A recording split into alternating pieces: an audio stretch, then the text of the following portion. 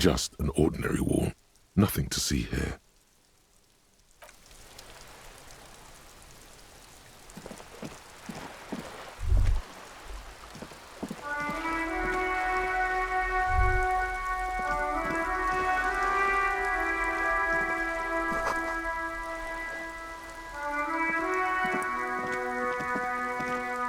The streets will flow red once more, a great torrent rushing down Rue d'Espérance. You wait and see.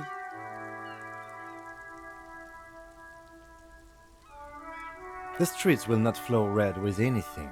Who are you? I'm Cindy the fucking Skull. What else do you want to know?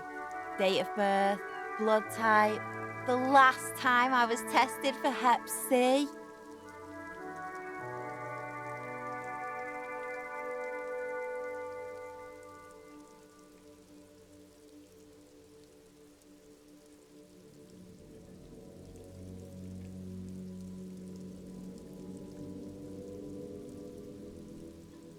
Had a battery of tests just last week.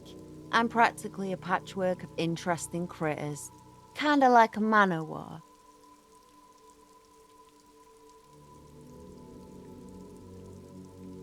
The lieutenant furrows his brow at another one of your eccentricisms.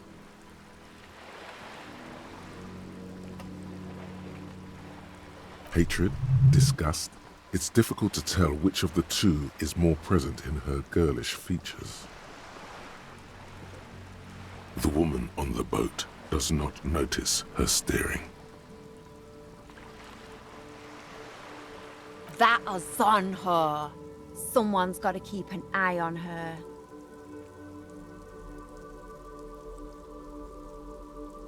Ozon is an archipelago 2 days' travel away from Rivershot. Its moneyed residents, used to posh restaurants and upscale boutiques, rarely have reason to visit Martinez. Probably the Wild Pines rep.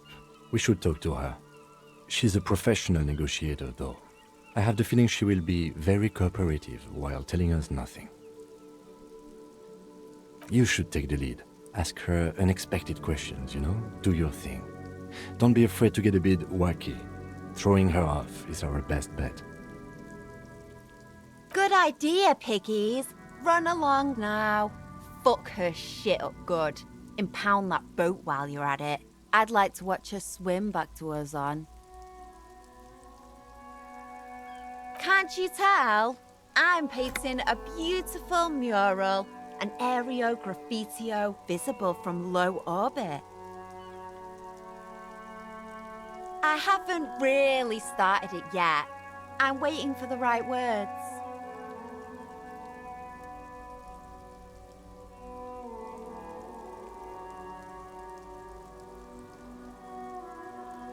Have you ever tried your hand at graffitio? When faced with a blank wall, most people write unimaginative stuff, like pigs go home and Mona was here. We rarely see pigs round here, though. Just union cats. And my name's not Mona, so... She wants it to be something true and total.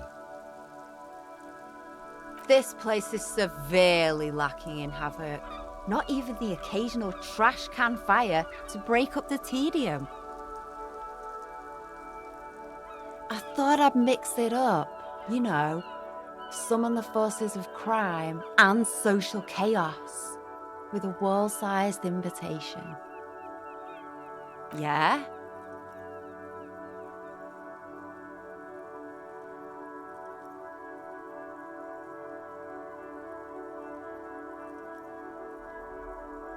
Thanks. I'm sure the inspiration will come to me now that I have an official RCM stamp of approval. You've lessened her desire to deface the building. I ain't no snitch, pigstein. Go forth and forage in someone else's shit. No shortage of squealers in these parts. Actually, there is a shortage of people who talk to us in a normal, calm, informative manner. We weren't put on this earth to make your life pleasant. fucko. Watch your back, Ungulate. You've got eyes on you.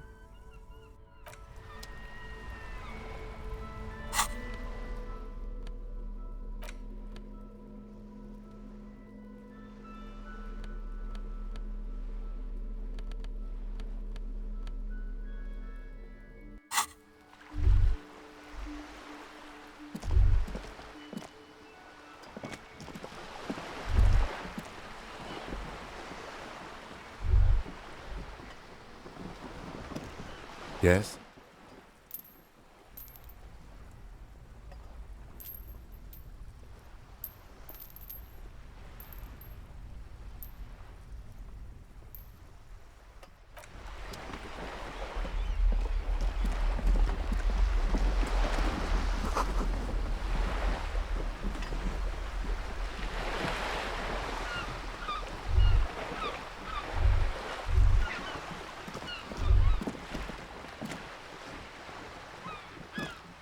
A sturdy metal door guards the southwest entrance to the apartment building. It's locked. The door rattles against your knuckles, but there's no response. The door rattles again, but this time you hear an elderly woman's voice calling out from inside. Stop banging on the door! I'm not letting any more strangers inside. Doesn't matter who I am. Now go on, get out of here. Ha! The police? Everyone knows the police don't come round here.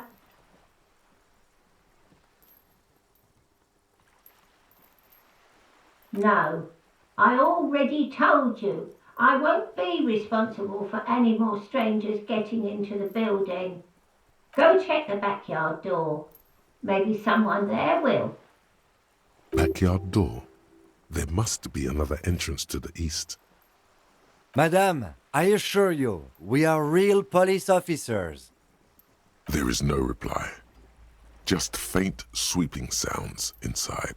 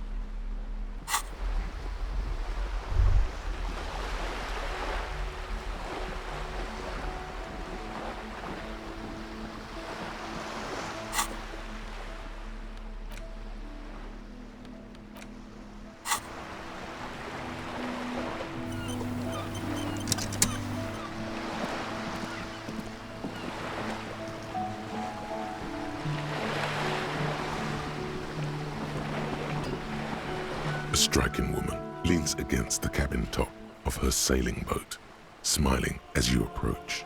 Her green raincoat glistens with droplets. A silk scarf is tied around her throat. Good afternoon, officers. I'm Joyce. Joyce L. Messier. I represent the board of Wild Pines, the owners of the harbour. You gentlemen must be from the RCM.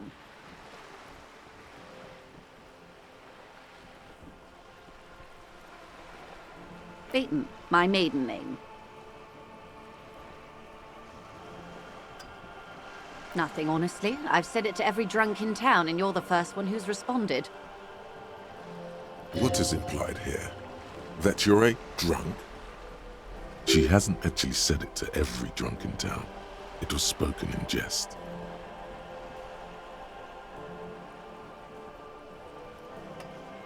Of course you're not. It was only a joke. I'm glad to see you here. I was dispatched to handle a strike, not a lynching. Anything I can do to assist the RCM in this matter, I will, gladly. That is good to hear, madame. My colleague will take the lead on this interview. I should let you know that he is recovering from an unusual medical episode. Very unusual. But I can assure you of his ultimate competency. How interesting. I wish you a swift recovery. In the meanwhile, you have my full cooperation, and the full cooperation of the Wild Pines Group. Why, yes I am.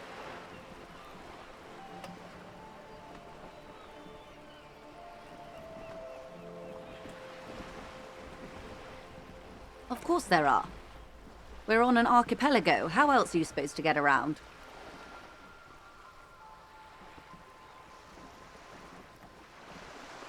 Yes, we are. We are on Le Caillou. We are. And the city of Revachol is on the island of Le Caillou. I haven't seen anyone else drive a souped-up Capri Kenema motor carriage either. Actually, that motor carriage has been specially issued to serve as a patrol and pursuit vehicle. It's for crossing long distances in the greater Revachol industrial harbor.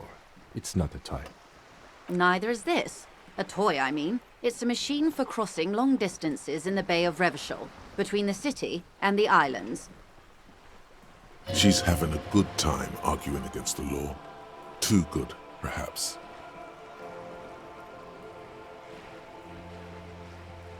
The boat? No. It is called Cor de Leyte 19 because that's the type of sloop it is. It's a pleasure craft, a 19 pacer. It also happens to be rated for Category 1 racing. Though these days I mainly use it for business. My sloop? I like it a lot. It's the eel's hips, baby. I'm enjoying this part of the interview. It has so little to do with the murder we're investigating. I really do, the lieutenant thinks. Is she thrown off yet? He's looking at the woman, assessing her. Of course there are.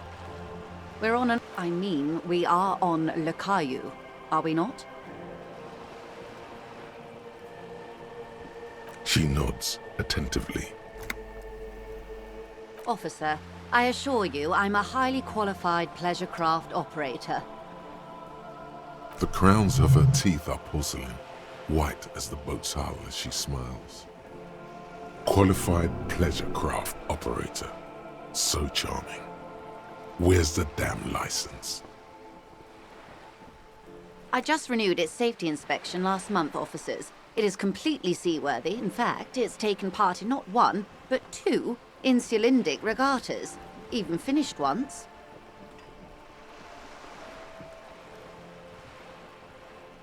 The other time, I would have finished the race were it not for an urgent work matter, much like the one I'm on now.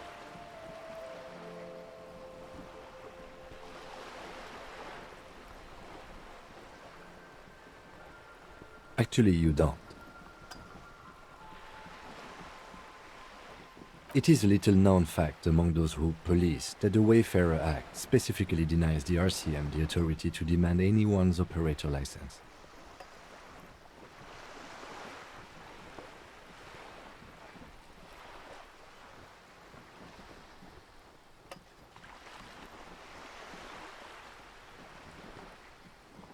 I was just being polite. Even school children know the Wayfarer Act.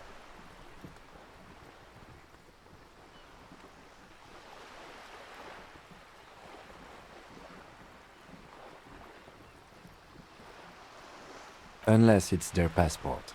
No. Do you want to ask for the lady's passport? You need to save face if you want her respect. Demand that passport. Of course. The woman is silent, smiling while the waves lap against the hull. In your hand, under the plastic, a light blue passport saying, Republic of Vespa. The coat of arms has a lion and an ostrich. Seigent. The Republic of Vespa, formerly the Republic of Vespa Messina, was once a dual kingdom.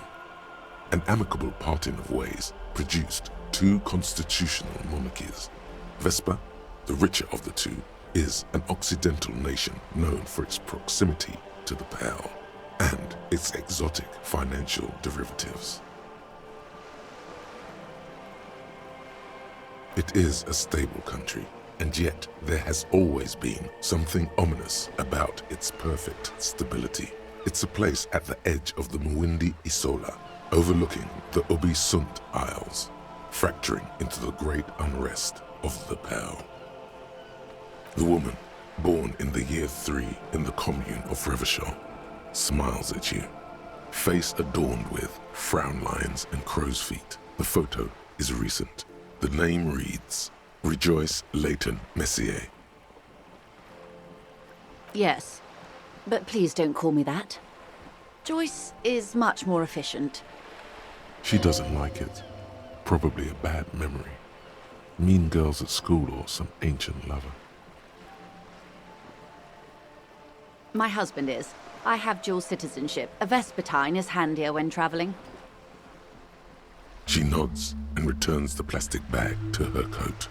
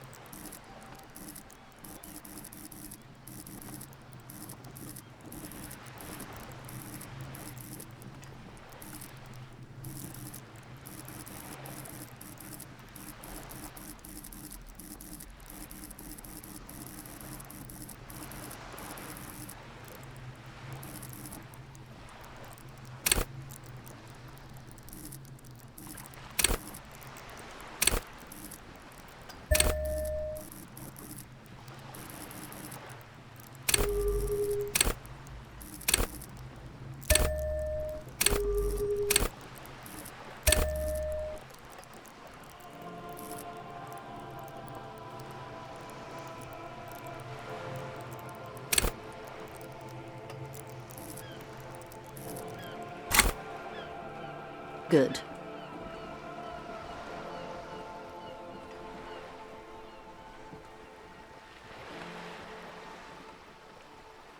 What we do. I'm afraid I don't speak for Wild Pines as a whole. It's a giant undertaking. There was a touch of discomfort there. She wants to merely represent. The Pines' core competency is logistics. Container shipping, freight, that sort of thing. See those airships there, blinking? Those are the shipping side of things. And that is the terminal. Another subdivision deals with energy, oil and gas exploration, offshore platforms. The Wild Pines Group is one of the original Revacholian Indo-tribes. Companies awarded royal monopolies by the king, the suzerain himself, centuries ago. The king is long gone, but several of the Indo-tribes remain.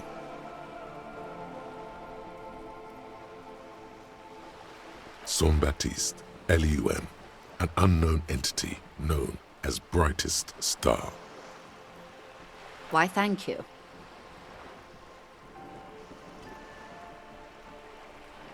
I'm not at liberty to discuss the company balance sheet, but I can tell you that last year, the company booked more than 20 billion real in revenue.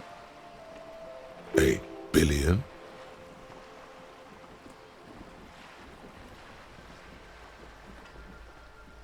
It's a number, officer. A big one. It's made of 1,000 millions. A million is made of 1,000 thousands.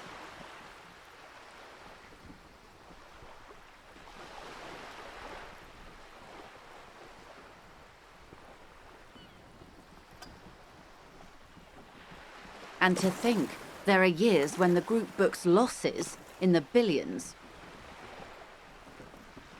Wild Pines employs 72,000 people, all of whom have families that depend on their salaries. It is a tremendous responsibility.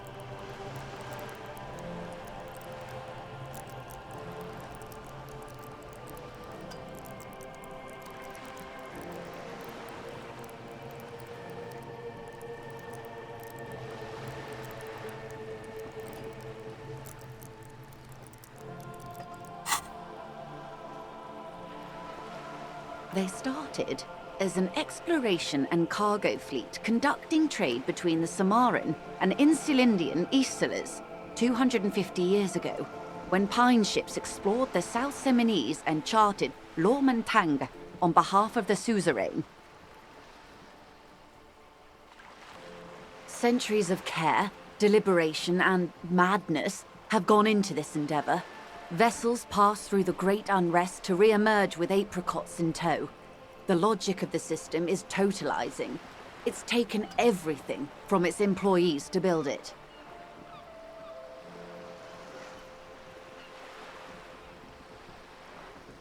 You know more than you let on. Certainly it helped, but most of the original Indo tribes have failed, or been absorbed. To survive, wild pines had to grow and adapt. No suzerain did that.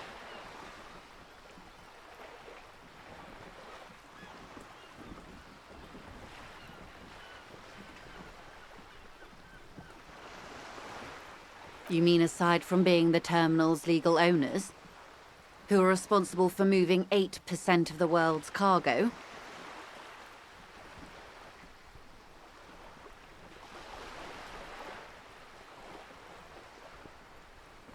There are no minor cogs in the system. Each terminal must be accounted for, lest the entire system break. Every hiccup in such a system means thousands lose their jobs, the world over. I'm here to assure that doesn't happen. With your help, hopefully, says her warm tone.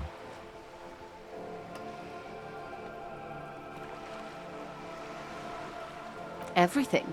Right up to, but not including, trade secrets. First, you'd have to repeal the Emergencies Act of Trade in Elements that gives me the right to silence. It's quite the octopus. Good luck is only kept in place by the vested interests of half the civilized world, including your own.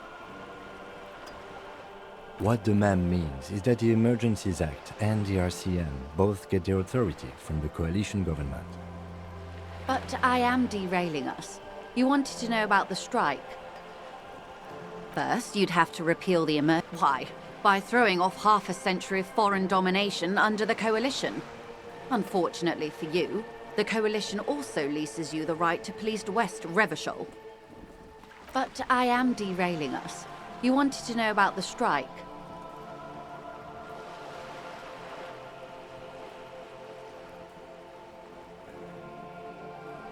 I believe the official title is Senior Labor Negotiator.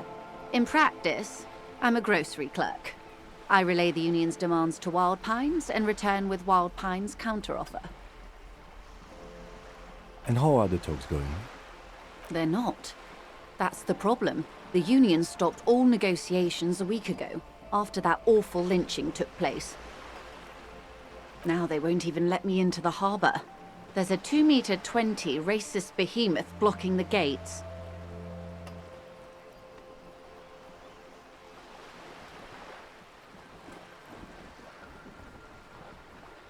Oh, so you've met him. Has he beguiled you with his inane theories? My colleague has his peculiarities. Let's not go into this particular one just yet. Of course. To each their own. Let's say I was not making the kind of progress I'd hoped for when I first arrived. And when did you first arrive? I arrived 3 weeks ago. Yes, in the middle of February. The bay was still partially frozen then. I prefer to do these things on site, like the RCM. But the strike began in December. I wasn't the original negotiator here. I took over after Mr. Gaumont hit a wall with Mr. Clare, the union boss.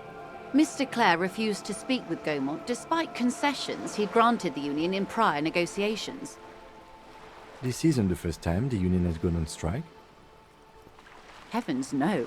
There have been 2 prior strikes. Both times the union won significant concessions, including overtime pay and a medical plan. This time their demands are more, I guess you could say, aggressive.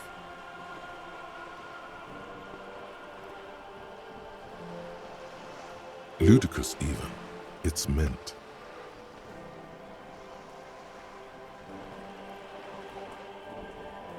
Mr. Clare told him to... how did he put it? Fuck off, midget. Gaumont is short of stature, you see. Yes. Keep in mind, this is a negotiator Mr. Clare has worked with before, and who was more than fair with him and the union. Sounds like usual aggressive posturing. There are leaflets everywhere, and banners. What did they say again? Oh, yes. Every worker, a member of the board.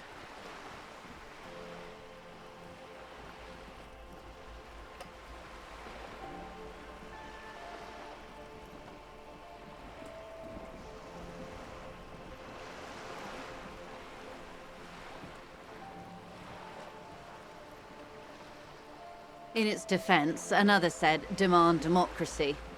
Pretty tame stuff compared to every worker a member of the board. It's quite simple, you see. Every time the Wild Pines group makes a decision, about what? About anything really, it needs the signature of each of the 2,200 workers in its Martinez terminal. Just so you understand, this is but one of 22 terminals owned by Wild Pines. Essentially, not only are they kings of the company, they are also kings of the 72,000 employees of Wild Pines Group.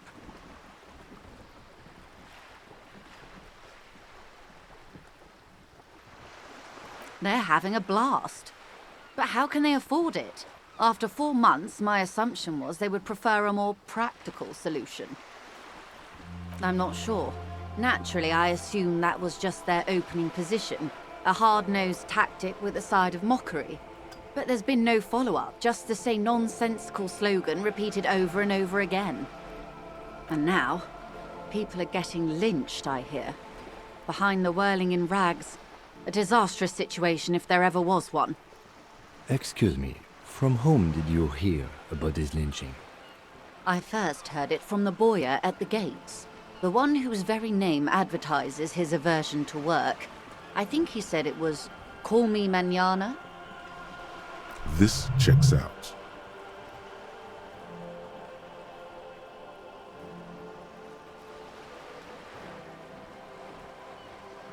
The scabs?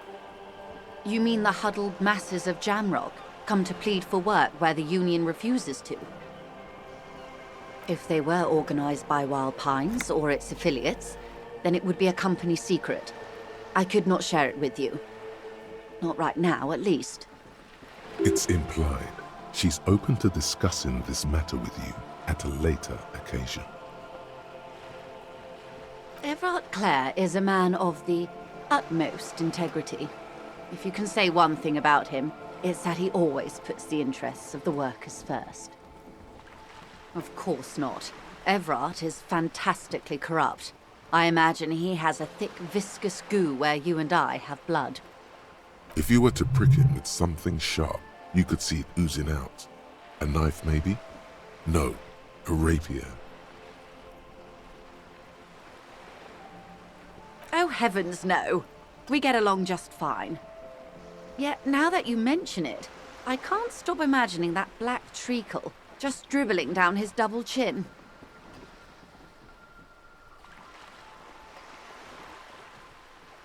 He is the most corrupt individual I have ever seen, and I deal with men like him for a living. If there is anyone more venal, more irredeemably nepotistic, then it's his twin brother, Edgar. Yes, Edgar looks exactly like his brother, except for that lazy eye. He also talks exactly like Everard does, and when one's term as foreman is up, the other takes over.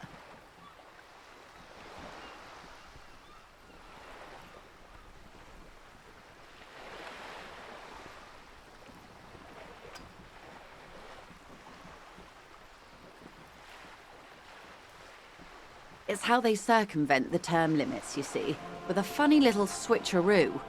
While in office, they've embezzled God knows how much of their workers' dues.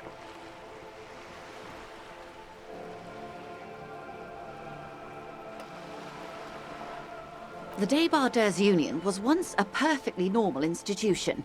20 years ago, anyway. It must not have been easy to establish under the Emergency Act, but they did it. I can respect that. Organised labour at its best, as they say. Then something happened in the local chapter elections. The brothers Clare came and transformed it into a... how do you say? A mob. The Débardeurs are a crime syndicate. Sad as it may be, I suspect we'll be forced to cooperate with them. Refreshingly honest, officer. The company has tried appeasing in the past, but I'm afraid our concessions have only emboldened Everard and his brother. And your opinion, Detective, if I may ask? I'm a curious and talkative person, you see. Would you say the Débardeurs Union is...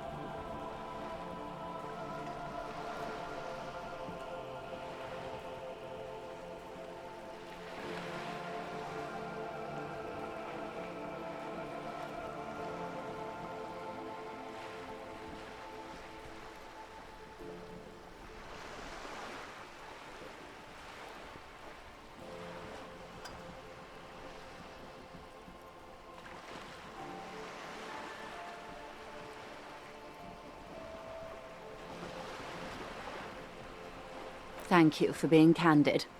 Sadly, Wild Pines have cooperated with what amounts to a crime syndicate for 2 decades. However much you feed the wolf always hungers.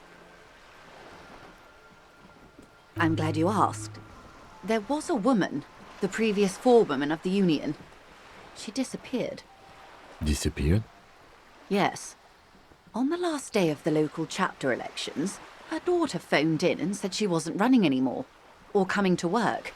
Ever. End of story.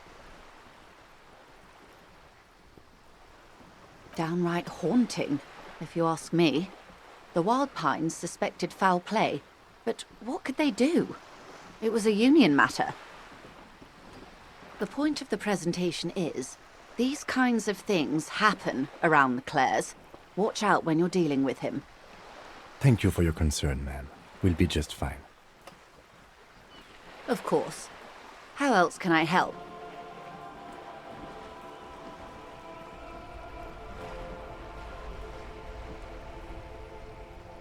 Quite a few things, I'm afraid.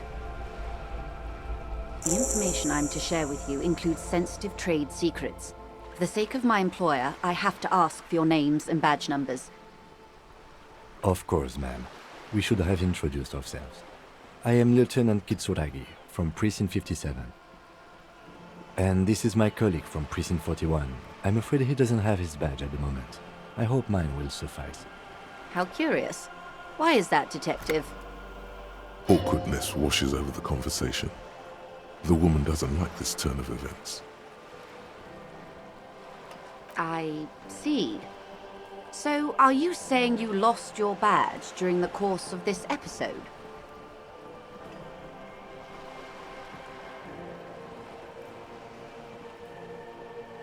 Oh dear.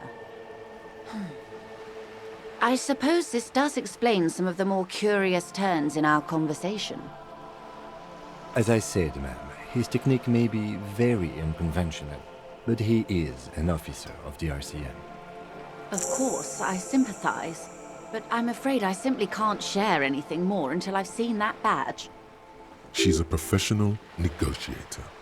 She should be open to some sort of mutually beneficial arrangement.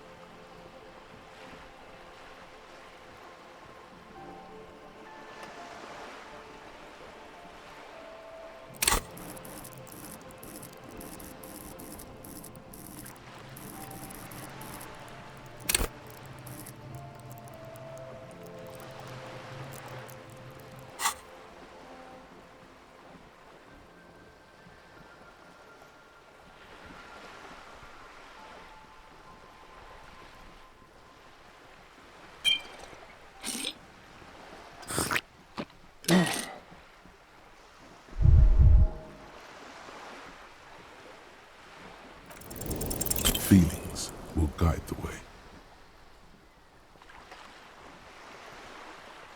I assure you, it is no small matter for me either. We all share the responsibility for disarming this situation. I hope you have a badge for me as soon as possible.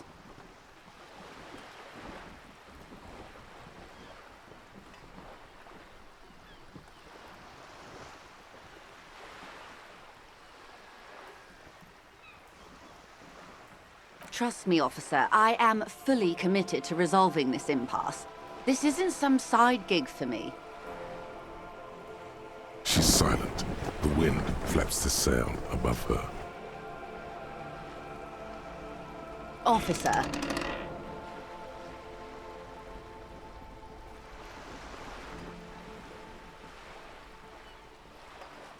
You know, I don't mean to sound cold, but if you want something, you have to give something back. More than just guilt.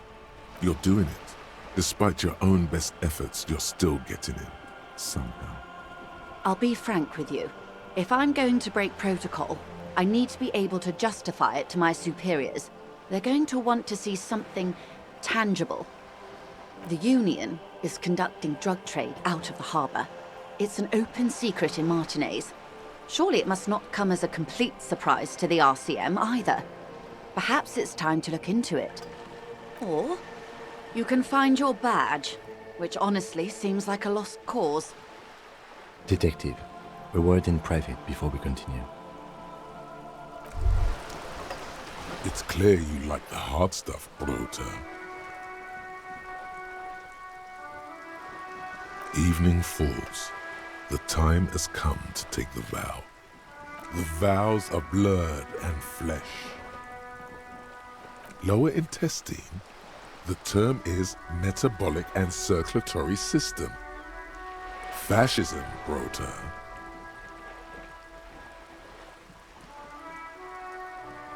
Many things, but it's mostly about trusting your gut. Who does your gut tell you is the source of Rivershot's problems?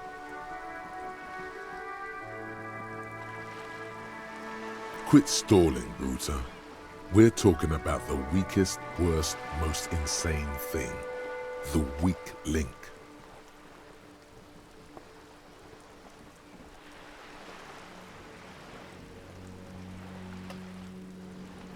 Yes, them, but also women. Women, men of war. You don't like them. They're insane. Their idiocy needs to be scrubbed off this world with rubbing alcohol. Woo men need to go back to the fucking kitchen. That's what fascism boils down to. The rest is also important. But the main thing is that woo men need to know their place. Stomach truth. You're having a stomach truth.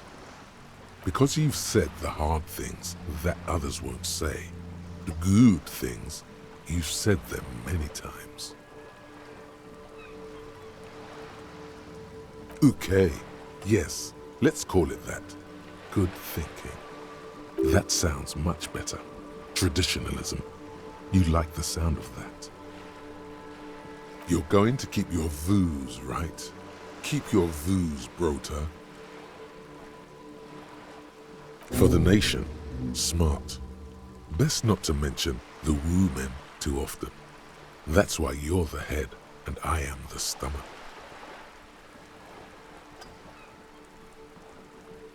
Of course you are, Bruta. Of course.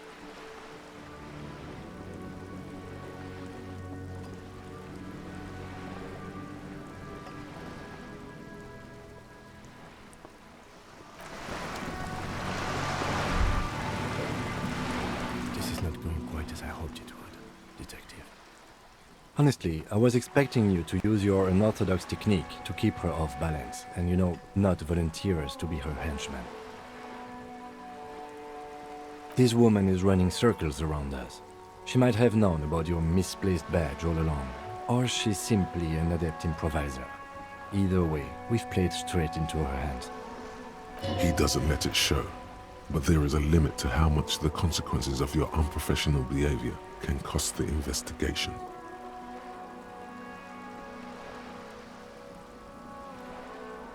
No.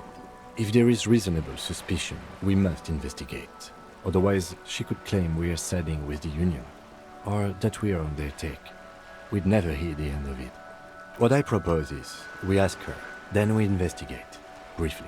But do not share the outcome of this investigation with her. We tell her it's done and demand for her information on the lynching. Oh, that would be fantastic, but do we have the time? The world is large and your badge is 8 by 6 centimeters. You could request a new one from the station, but that would literally take months. I'm sure you will, Detective.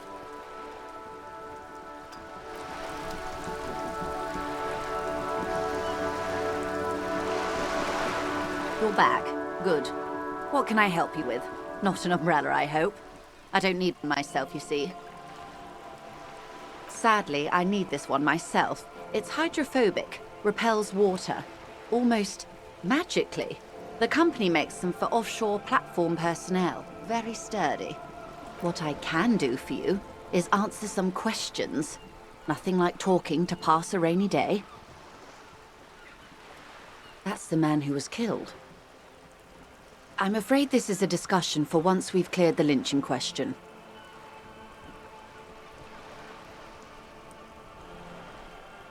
Better not tie the forestay to the backstay on this. I hope there is something else I can help you with. She wants to answer the question. Protocol keeps her from it. It's quite straightforward. Someone is using Terminal B to smuggle raw ingredients from the Samaran Isola into Revachol with the Union's blessing. Wild Pines has suspected it for years.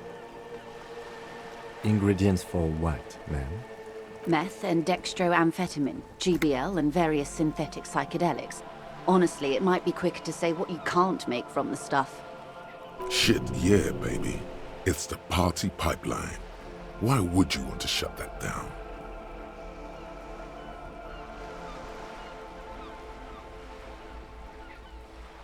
I assure you, officer, these are not the sort of parties you'd want to attend. She has no idea what kind of parties you've been to.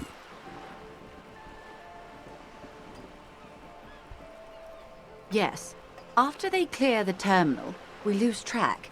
The actual production is taking place at various sites in and around Jamrock Quarter, north of here. Wild Pine seems to be well apprised of the local drug trade, ma'am. Do you mean to say the Union also produces the product? Sells drugs, I mean? We're in logistics.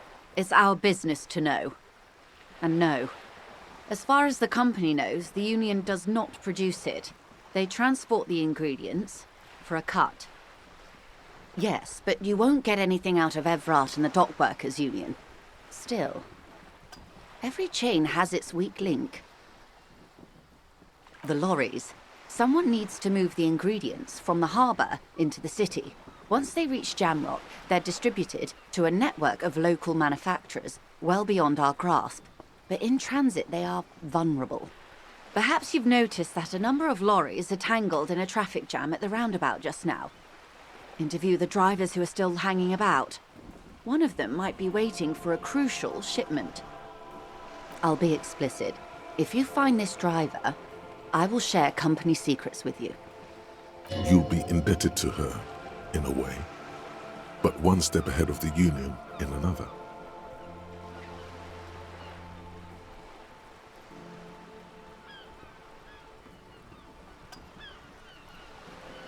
We did. On more than one occasion. Apparently, there's some sort of inter-precinct disagreement about whose jurisdiction this area falls under. We know the company has launched its own probe into the Union's alleged involvement. We also know it's come up empty. It's not just the RCN. No one's been able to find any hard evidence. Well, here's your chance, officers.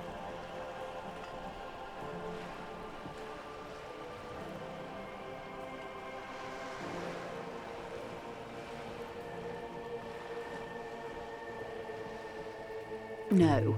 We asked East Motor Track to raise the drawbridge. The road company is a partner of one of our subsidiaries. However, this is a limited time opportunity.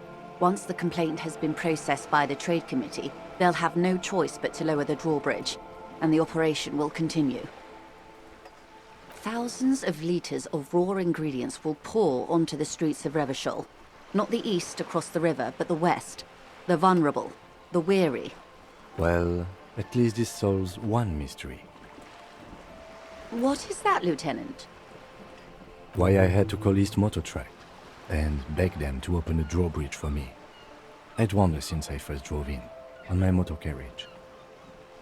I am sorry for the inconvenience, Lieutenant Kisaragi, but we need them trapped here. This is a unique opportunity. I'm sure you understand. How do you think they're financing this strike? There are thousands of unpaid dock workers going strong for the 4th month straight. There was a shakedown of local businesses preceding the strike. Many were squeezed to bankruptcy to fund it. With all due respect to these desert cacti, the contents of a few cash registers cannot provide for 2,000 men. The local businesses can scarcely provide for themselves. Precisely. Smuggled out of that very gate at night, most likely, then loaded onto lorries and driven to Jamrock. You simply need to find one driver who will open up to you. The two might even be connected. Or not. Though, if you have evidence to the contrary, I'm eager to hear it. As eager as I am to share it, Lieutenant, once the job is done. Yes?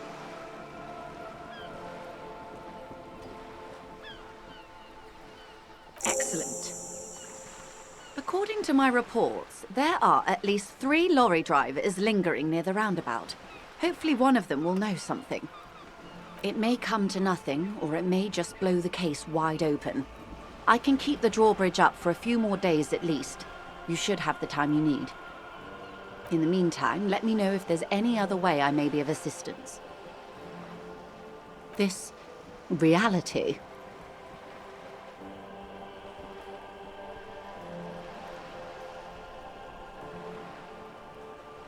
Ah, yes, the episode. Sounds like an acute case of encephalopathy, now that I think of it. Don't be phased, madame. He functions perfectly well. He only needs a lowdown on all of reality. We may be here a while then. Ask away, officer. I'll help however I can.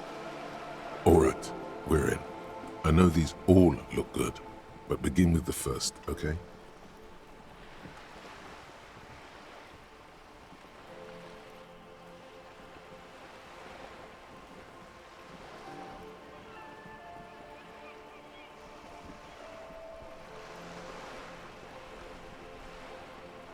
We're in Martinez, baby. A casual term of endearment popular among the 50-plus crowd. It's a disco holdover, pay it no heed. Aren't we all? Martinez is a district of Revachol. A very small district tucked away near the industrial harbour, north of the 881 and Jamrock. You would be excused for not knowing about it. Unimportant, they say. Forgotten, even. Shelled to smithereens during the Revolution. It has its charms, just not this time of year.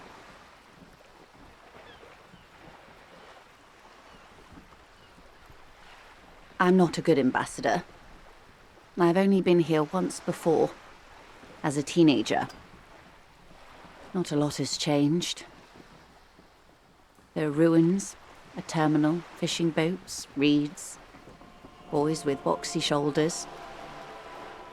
This place used to be a province, a workers' resort before the city swallowed it and the artillery did its work. The reeds are the real star of the show here now. The further down the coast, the wilder it gets. It's not really a sea, it's the Bay of Revachol, and the bay feeds into the ocean. Yes, we're on an island in an ocean, the world's largest body of water, the Insulindic.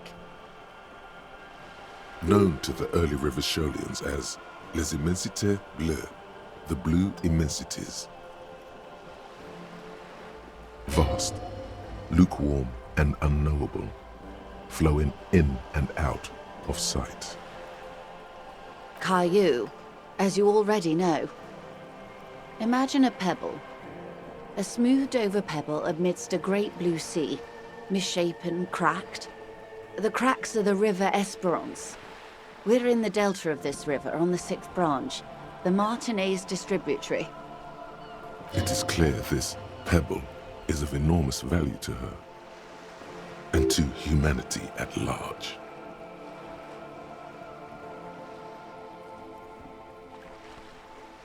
Revachol?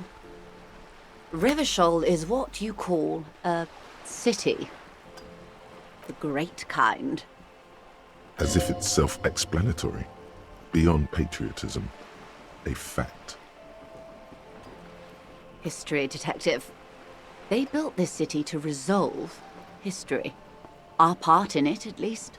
Our centuries. The nations of the Occident, or migrant workers from Semenine and Ile Marat, depending on your creed. In the DeLorean century, 380 years ago.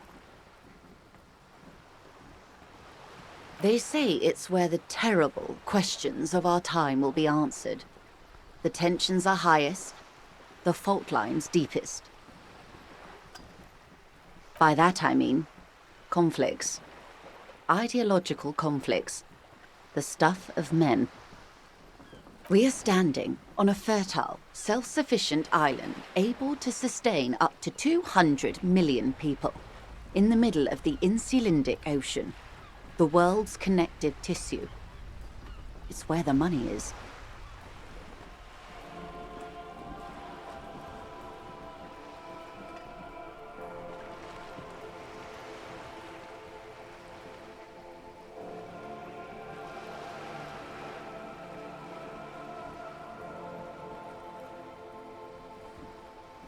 Oh, we're quite a way off. About 22 kilometers from the center of the world. That soldering iron is the Bank of the World building. The bottom floors are Insiacom. Coalition government, Insulindian Mission Command. Silence. She lowers her hand. The water, the light. It's as though you're seeing it for the first time. There is no recognition, only the immensity of the sea and the cold radiating from it.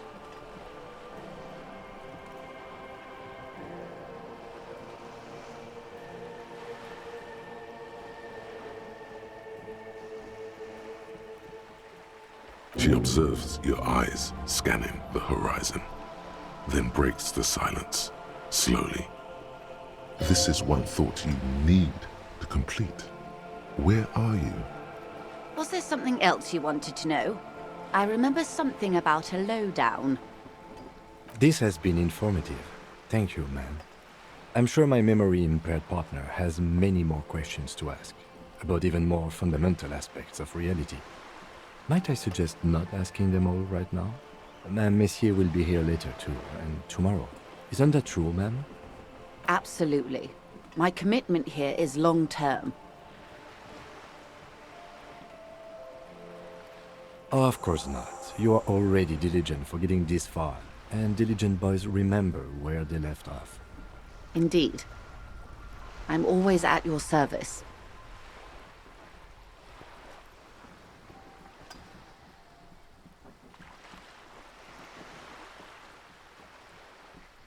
These are unimportant times, Detective. You and I were born after the dust had settled. 1,000th of a second too late. For the big time.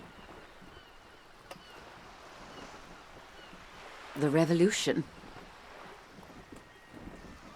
It's quite easy. Every 100 years or so, our species gets together to decide what's next, who gets shot in the head, and who gets the mineral rights.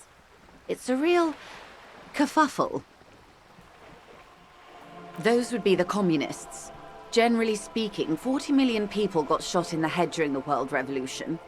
But the communists, they all got shot in the head. She's not gloating. It's a relieved celebration. Oh, and the anarchists too. They shot them well. So well, one forgets they even existed. Did they ever? Before they got shot themselves, they shot 2 million people.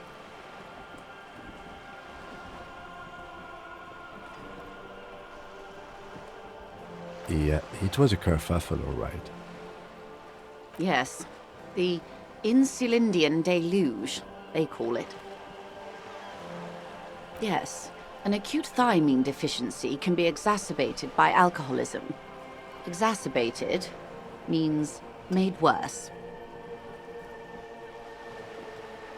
Oh, lots of people. Even the king got shot in the head, or thrown beneath a horse, or drowned. Accounts differ. It was unceremonious. Just as well, he wasn't actually the king. Just the king's nephew. The real king abdicated and lived out a long and productive life as a venture capitalist in Grad.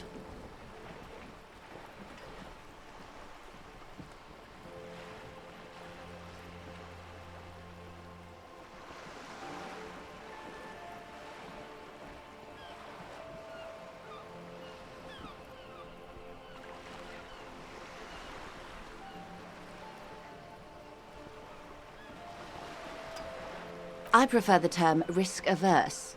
King Guillaume was nobody's fool. He could smell a PR disaster brewing, so he got out alive, and his nephew Fricelle got shot in his place.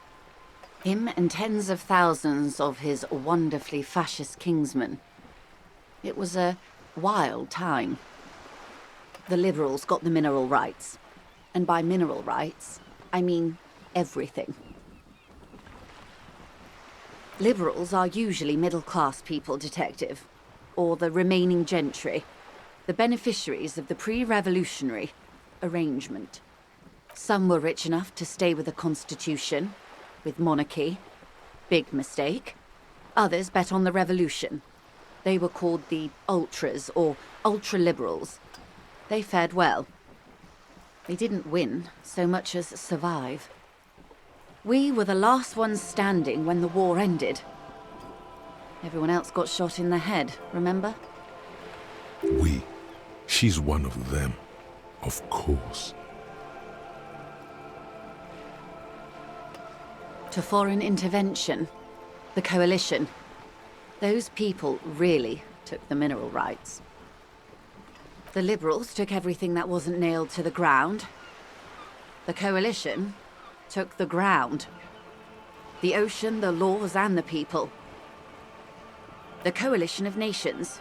Grad, Mesk, Vesper, Messina, Oranje, and Sur-la-Clay, the armed center of the world.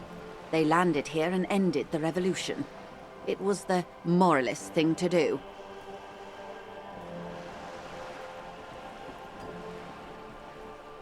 There is bitterness in her voice, tempered with understanding. She is critical, but ultimately understands the cause. The moralists believe in keeping everything exactly the way it is. They believe in mineral rights, and not shooting people in the head. At least not in the same manner and volume as the others do. They are the long-standing provisional rulers of Revachol now, the coalition government. This is their zone of control. They embolden the RCM with crumbs of the same law they took. Technically speaking, you are a moralist. The color of moralism is blue. The official motto of Moral Intern, or Moralist International, is a blue forget-me-not, a piece of grey sky. Unofficial. For a moment, there was hope.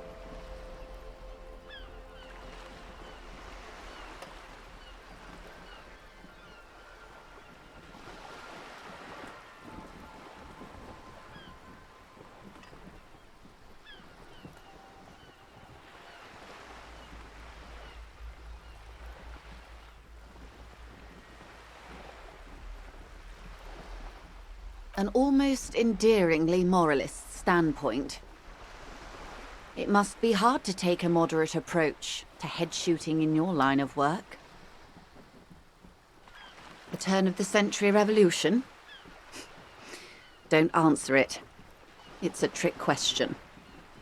The revolution began in '02 on the Isla of Grad, though by the end nearly the whole world had gotten involved.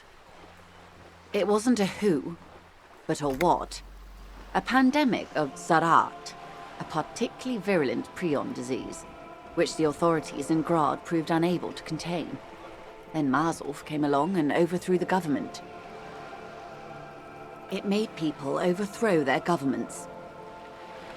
Of course not. It was a highly infectious microorganism that destroyed brain tissue. The actual causes of the revolution were material. The pandemic only provided the spark. From Revachol and Grad? Not far. The world managed to cauterize itself. Mazov's government was overthrown in '08, and the coalition crushed the Revachol commune 2 years later. It was the end. Why? You and I, officer. Our lives in the zone of control. Something tells you her life and yours are not that similar. Maybe it's because she has a boat and you have that necktie? A pair of pants? No doubt. But we share the same time and position on the planet's crust. That counts for more than you think. A city-state divided into free market zones under the everlasting interregnum of the Coalition of Nations, and you, of course, the citizens' militia. The clatter of typewriter keys fills the main hall of the reappropriated silk mill. Precinct 41. Chad Tilbrook presses enter. Outside, Officer Elfboy Williams slams the door of an armored motor carriage. The Zone of Control is the third incarnation of Revachol, after the failure of the Suzerain and the Commune. Modernity. They developed the marvels of the inter-eastlery communication, telematic milieus, radiation, colored plastics. Meanwhile, in Revachol West, the aftermath continues for the 5th decade. 43 years. Hard to fathom, I know. The 20s saw a decade of urban war, west of the river leveled, offshore platforms in flames. Still, it's regarded as an improvement on what came before. '08 to '19 was simply hell. The 30s? Things settled down in the 30s. Revachol East transformed itself into the world's largest tax haven, with the international community's blessing. For the first time in a long time, it seemed like things were going somewhere. No, it was a market mirage fueled by cocaine and quantitative easing. The 40s dispelled it like a cold splash, an Isla-wide hangover, you might say. And here we are. Welcome to reality, baby.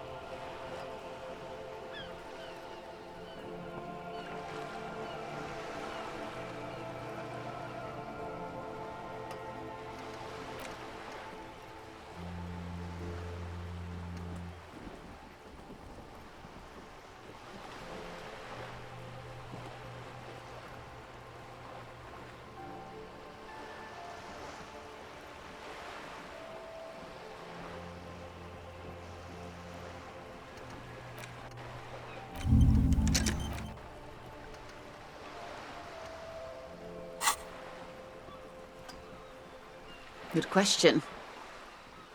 What would you have done differently?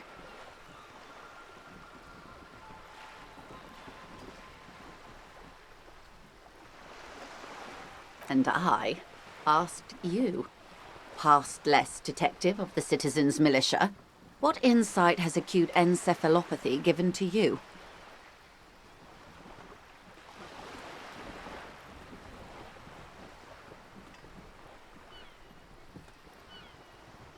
So a quarter of humanity simply lost their minds. And how would you stop a prion, a complex folding protein, unlife with the technology 50 years ago.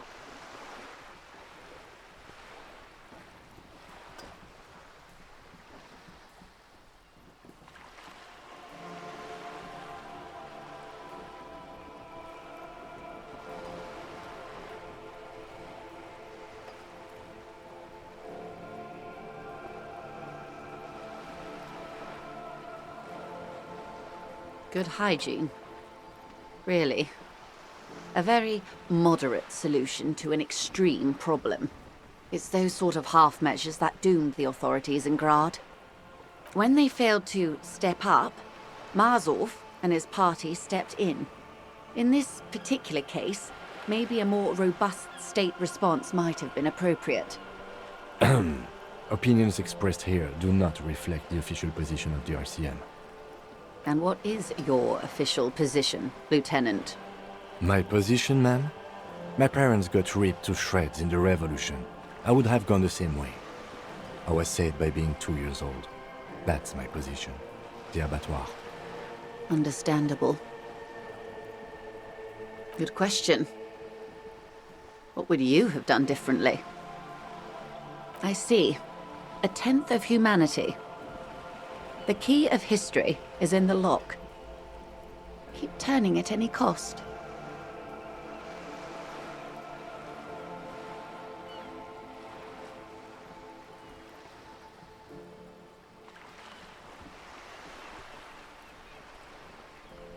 Over.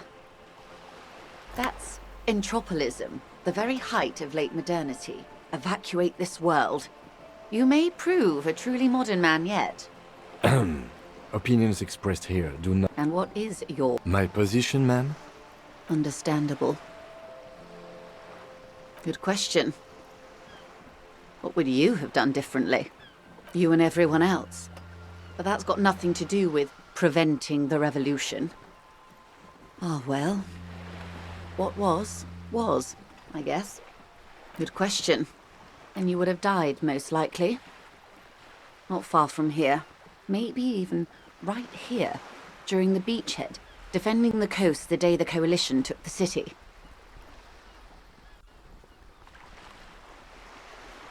No, almost certainly. The Commune would have forced you. Such was the fate of the undecided. They are what they are. Who knows? An afterbloom may yet come. Anyway, enough sentimentality. Is there anything else you want to know? Not so fast. Who is she in all this? Ask her who she is. She owes you an answer.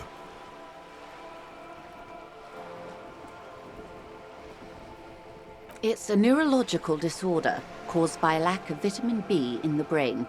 Symptoms include a retrograde amnesia. It's quite serious. You should get yourself checked out.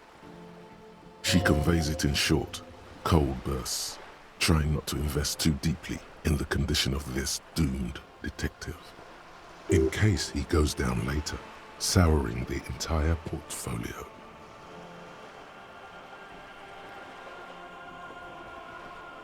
Well, it's either bariatric surgery or long-term alcohol use. That seems unlikely. What this boils down to is, this reality thing is stupid. Blow this joint, grab a bottle, and drain that shit right down your throat.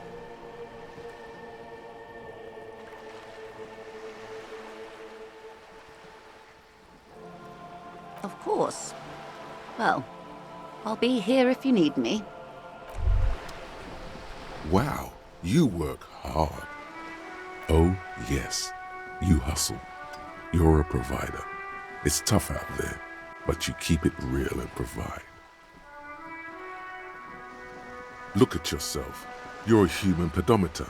You must have walked 200,000 steps down cracked asphalt, mosaic, sand, and linoleum after you re-emerged.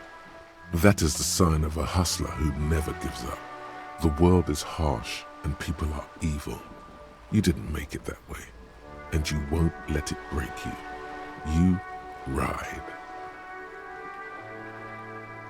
That's just what it's like, life and death. But you got gills on your side, baby. Got those black papers with the faces of the innocents on them. You bring in the Franco-Negros and the Solas. It ain't easy, but you do it. Day in and day out. You didn't make the rules, but you won't lose. You're a cop, and a sprinter, and a money printer.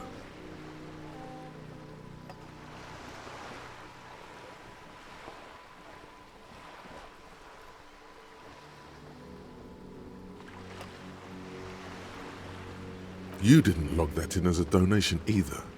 You don't log any of that shit in. You're a straight rider. Yeah, you're in the sales business. Shake 'em for shit and then pawn it off. Law officer style. Sure. And has it been easy? Is life easy? Have you not gone into cardiac arrest? Are you not about to have an anxiety attack or shoot yourself in the mouth? But you still hustle 24/7, ride or die. Now, ask yourself, are you rich? Get out of here. You're a pauper. You work harder than anyone. Almost rode yourself to the grave, and you're still practically a hobo. Why is that?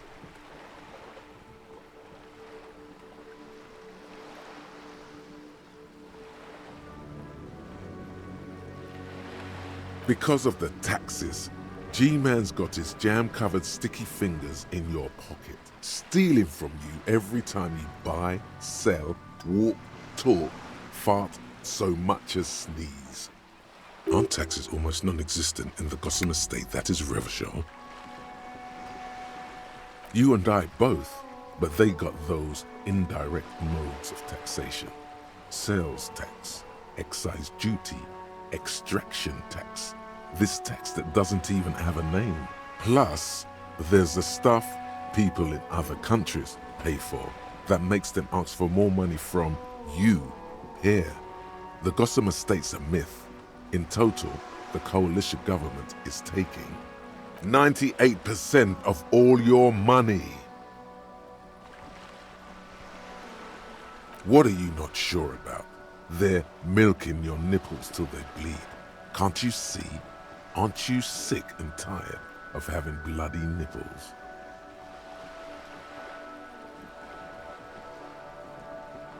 It's all about the tax issue, hustler. No other problem in the world is as pressing as top marginal tax rates. And don't you fucking forget it. What's this? We're getting reports of normal, reasonable, temperate, political opinions somewhere in Martinez.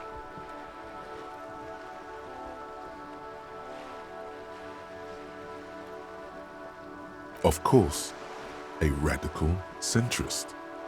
In these bright and loud times where 1,000 frequencies drown one another out, sober thinking is a radical act. It's time to become a citizen of the kingdom of conscience. It is not a place.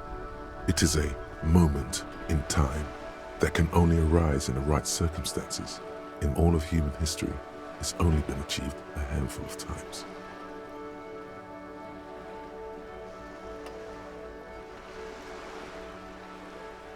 Incrementally. Yawn, you'd get there faster with a little speed. Speaking of, when are you going to get on that bub? History's greatest catastrophes have been brought about by people trying to make the world a better place. Too quickly. That's the genius of Dolores Day. She recognized that progress is meaningless if its gains are lost because of instability. Real, lasting change can only come about gradually, increment by increment. Tisk tisk. Just because you live in the present doesn't mean you have the right to place your needs above the needs of the future. You may never live to see the kingdom of conscience. Your children may not. Even your grandchildren might not. But that's no excuse not to keep working. What a fucking joke. Do you believe the status quo is preferable to chaos and bloodshed?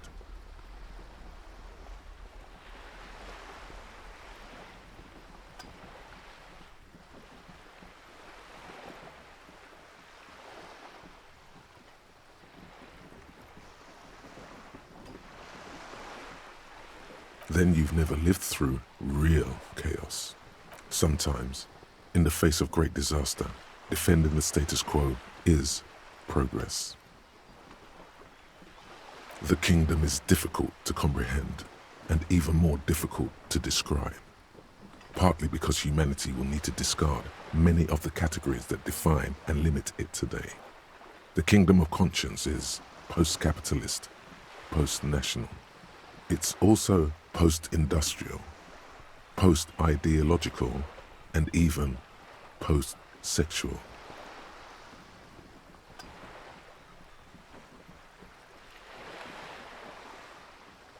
Slow down, Mr. Reasonable. Did you miss the part about compromising and taking things slow? That's right. Remember, real democracy is just around the corner for Revachol. When that real democracy kicks in, a long time from now, we are all going to be so much happier.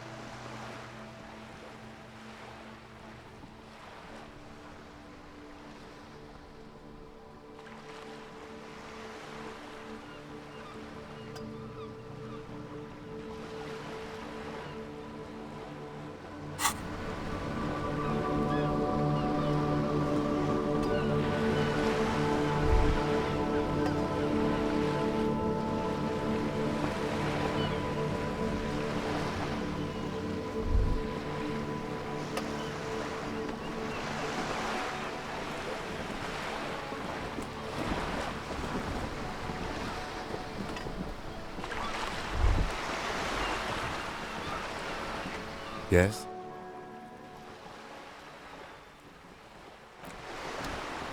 You're back. Good. What can I help you with? More lessons in basic reality? My favorite part of the day. Go ahead, ask me anything. 6 kilometers southwest, in the Valley of Dogs, Junior Officer Chad Tilbrook takes aim at a rabid black dog licking its wounds in the grass. To his left, his partner, Emil Mullins, whispers, "You heard what happened to Tequila Sunset in Martinez?" "Yes, he lost his mind," Tilbrook answers, fingers on the trigger. "Don't worry, Emil." He pulls it out slowly. Slowly now. He'll find it again. We always do. You're an officer of the RCM. Preciso mundo. Nothing more nor less than the de facto law enforcement body of post-revolutionary Revachol, Detective. Yes, we are the Revachol Citizens Militia. He's being sarcastic. We are.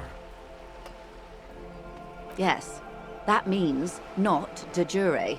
The RCM acts in what is poetically called the twilight of international law, both at the behest of the coalition government and to its chagrin. The RCM's responsibilities are defined by the Emergency, Wayfarer and Aliments Acts, 3 pieces of legislation keeping the city in a, let's be honest, laissez-faire stasis to the benefit of foreign capital. All 3 are good to know when we are out policing.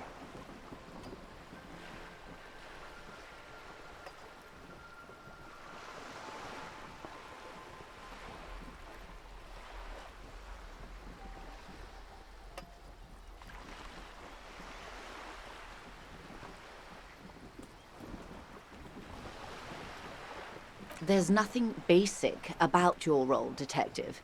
It's true that the RCM keeps everything the way our seemingly permanent, provisional rulers like it. Yet, on the other hand, I know these people. I deal with them daily. Let me tell you, dear, they are not fans of you. The post-revolutionary decade was a disaster for the coalition government. Revachol in the 20s was hell, especially on the west side of the river. Gang warfare, a botched privatization scheme, a nuclear pile meltdown. They called it the international zone because no nation wanted to claim responsibility. The RCM restored peace where the coalition failed. A true blue citizens' initiative.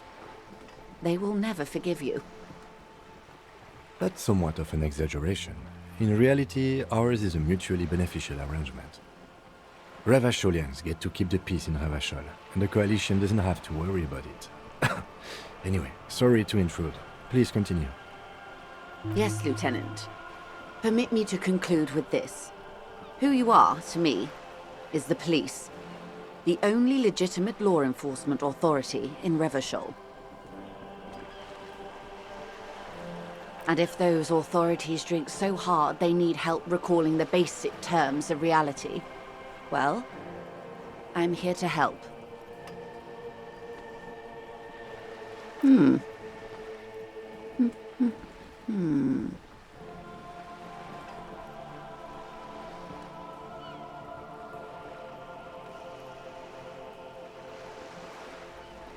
I am the vilest of the vile. A traitor, a devourer of nations and infants. I am an ultra.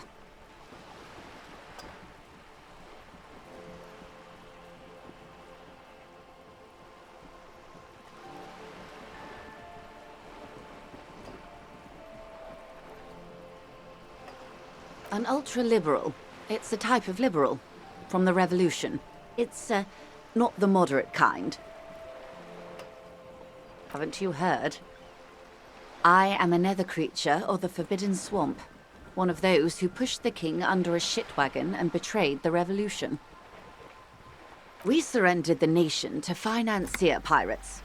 No sane person identifies as ultra-liberal anymore. Not in broad daylight. I can see we're not so different, you know. Tell me, now that I've uncoiled myself, do you find me frightening? In her green eyes, you see a mixture of truth and self-satire. Decades of guilt and pride. A devil, who being of great charm and guile, sneaketh into the homes of the godly. Beneath her waterproof raincoat and silk shirt is a body imbibed in numb 12 perfume. You are suddenly and intimately aware of it.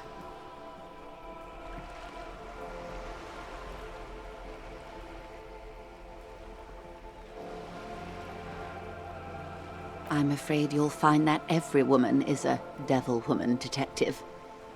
There are only aesthetic differences between one and the other. When the dust settled, the liberals were the only ones left to clean up the mess.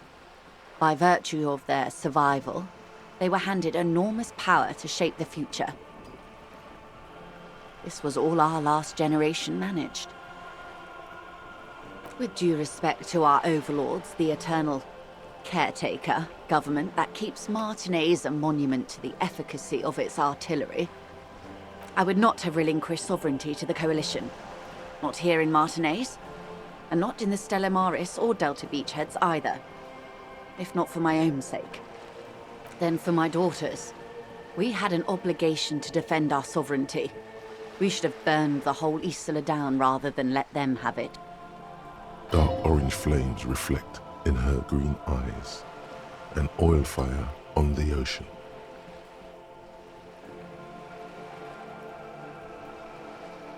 Yes, I suppose I am. But I wouldn't be a patriot anywhere but here. Seditious talk, man. Perhaps. My intellectual vanity will be my undoing. Yes. Whatever else I am, I'm also a mother and a wife. Now, shall we return to reality? A bird? A sphenicid? A flightless bird of the polar regions? Some sort of krill hunter? No, wait. You're an ancient ruin. A symbol of hubris and decay. Half submerged in some salty sea. Of course you're not, my dear. I'm just terrible at guessing games. Ah! This is the pier of Rue de Saint-Ghislaine, 33A, where the tenants have been kind enough to rent me a slot. Or two. A pre-revolutionary tenement. Old buildings are called tenements, you see. And new buildings, bâtiments. After les bâtiments nouveaux. But 33A and 33B are not nouveaux. They're old. This one used to be 8 to 10 stories tall. A real high-rise by the standards of the last century. Built to mirror the skyscrapers across the bay in the Delta. That was before the war, of course. Mostly the urban middle class, I believe. This was once primo real estate, before the cannons lopped 4 or 5 stories off. Splat, splat.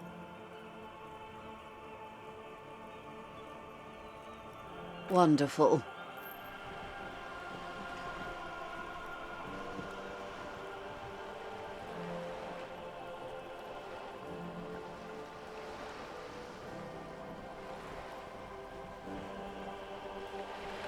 The girl in the old lady rags. Looks like a sullen and rebellious member of a teen infraculture. Yes, you and I belong to the supraculture. We're common, the herd. The music on the radio, the food in the chain restaurant, those are all too popular for the girl in the old lady rags. She prefers a fantasy world, an infraculture with its own dress code and vernacular. It is an illusion, I'm afraid. There is no refuge from the supraculture.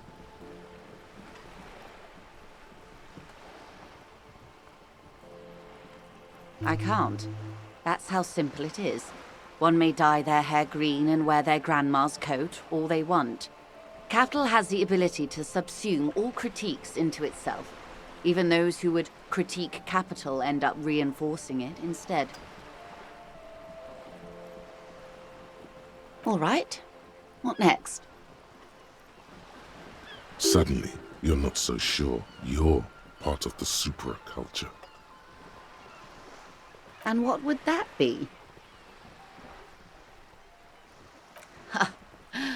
I can see that, yes.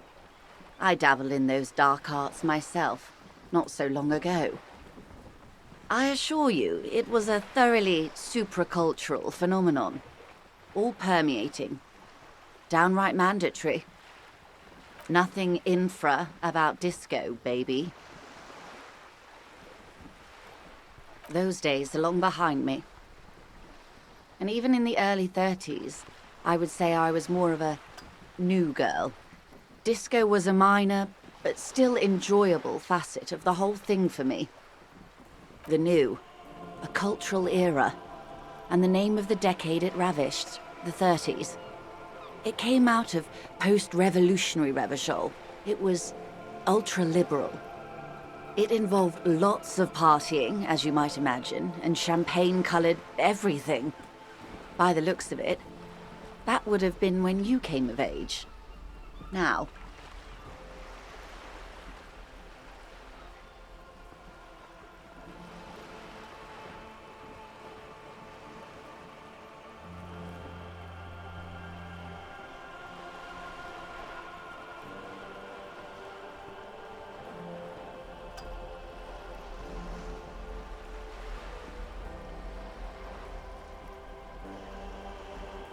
Wasn't it Guillaume Le Million who said, if you can remember the new, you weren't there? For some reason, your mind is a veritable repository of Guillaume Le Million lyrics, trivia, and B-sides. But the time to explore this is when you're alone, facing a mirror perhaps. Right now, it would derail the reality lowdown. Nothing more nor less than the de facto law enforcement body of post-revolutionary Revachol, Detective. Yes, we are. He's being sarcastic. Yes, that means. Permit me to conclude with this. Who you are to me is the police, the only legitimate law enforcement authority in Revachol. And if those authorities drink so hard they need help recalling the basic terms of reality, well, I am here to help. A strange coldness comes over you as you look at the world. The waves sway the sloop slowly. That's all. The doubt is fully formed in your head. The alien feeling persists. You just can't word the question yet. You have to complete the jamais vu thought first. Glad to have been of assistance. The little that I know. Anything else? Of course, Detective. Take care.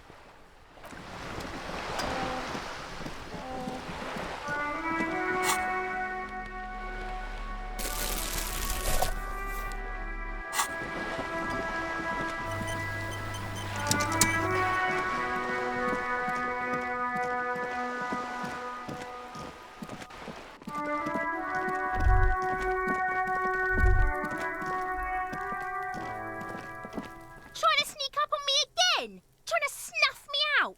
Get away, pig!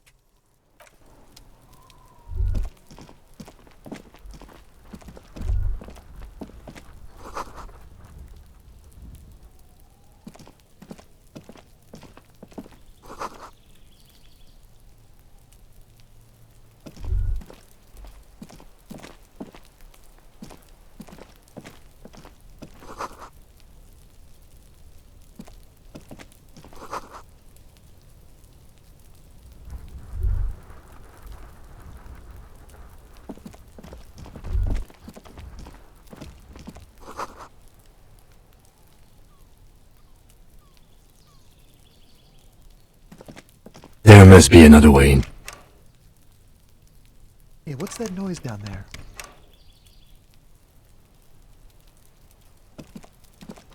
You see a young man on a balcony nursing a cigarette. His eyes have been following you for a while. Not looking for any trouble, officer.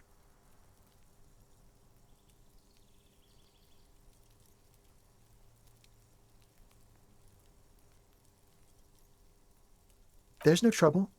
I'm just speaking in a lowered voice. I don't want to be seen talking to the gendarmerie, if that's okay. I just want to finish my cigarette. It's the god of cigarettes and youth.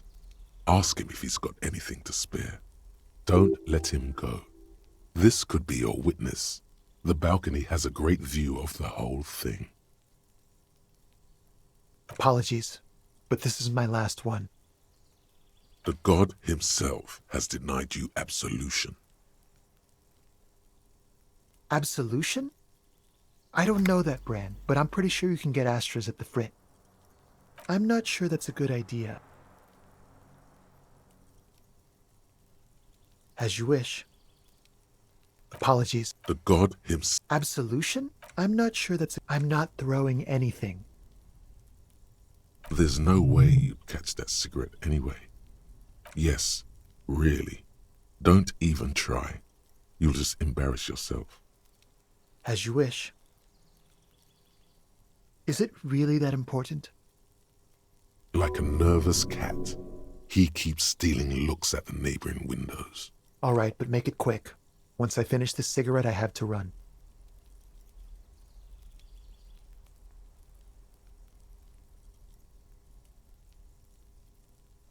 My name? My name is Martin Martinez. That's definitely not his real name. No, of course not. Could you please lower your voice? Ask him again.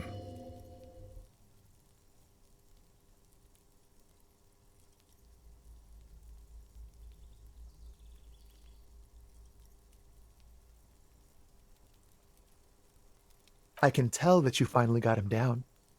Thank you. It was quite a disturbing sight, even by Martinez standards. What were you doing last Sunday? Oh. You already asked me that, didn't you? No, not you two. Some more muscular type. And when did you speak to this more muscular gentleman? Last week? I don't know. Look. You didn't answer the question. What were you doing last Sunday? I had a friend over. It was my Sunday friend. A Sunday friend. How intriguing. Makes sense. Friends are nice on Sunday. You don't have to work. You can just spend time with pals, watching rugby and drinking beer. He doesn't reply, gesturing no with his cigarette. In the neighboring windows, you can see faint reflections of his silhouette, all from different angles. And I really need to finish this cigarette. But he hasn't left yet. Help you? No, sorry, gendarme. I have to run. No. We won't. Now, if you'll excuse me, I really need to get going.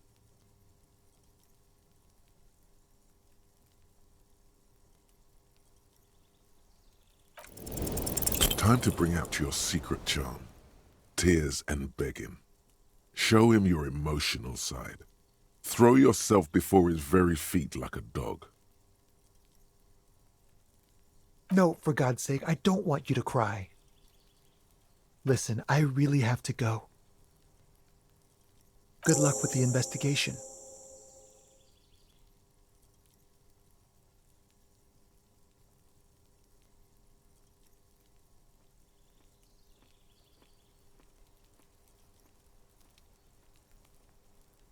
He's gone.